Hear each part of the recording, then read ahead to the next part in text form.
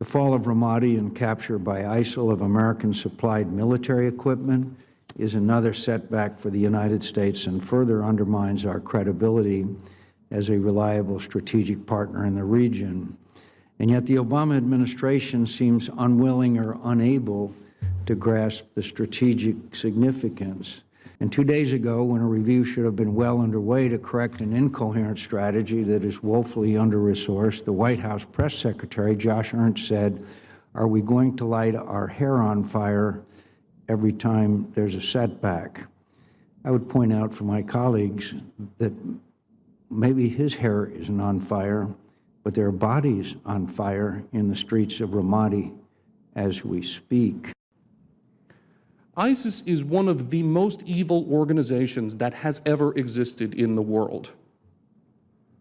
We really have to reckon with that. This is not a minor annoyance. This is not a group that maybe we can negotiate with down the road someday. This is a group that is committed to the destruction of everything decent in the world. We've seen this story before. It's like deja vu for me. We focus too much on our own activity, our own programs, our own budgets, but we're not focusing on the impact on the enemy, and the enemy has a vote.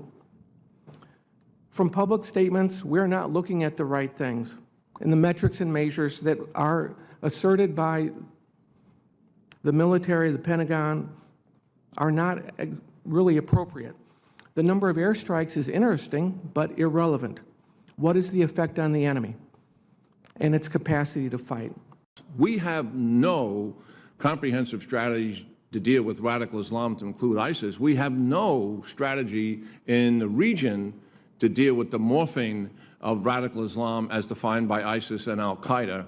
And we certainly, as we've all been saying, we have no strategy immediately to deal, effective strategy to deal with this issue in Iraq and Syria. It is not an accident that Ramadi fell over the weekend and Palmyra fell yesterday.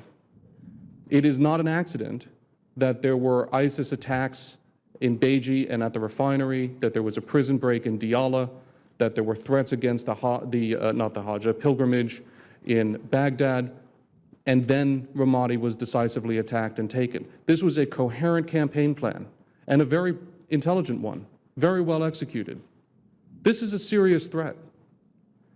What I can't discern from the daily operations, let alone from the statements of the administration, is any coherent American strategy to respond to this threat.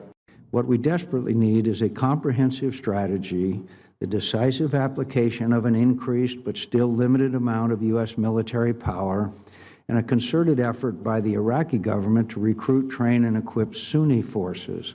This will require disciplined thinking, clear priorities, a strategy supported by adequate resources, and most of all, the leadership and resolve of the President to succeed.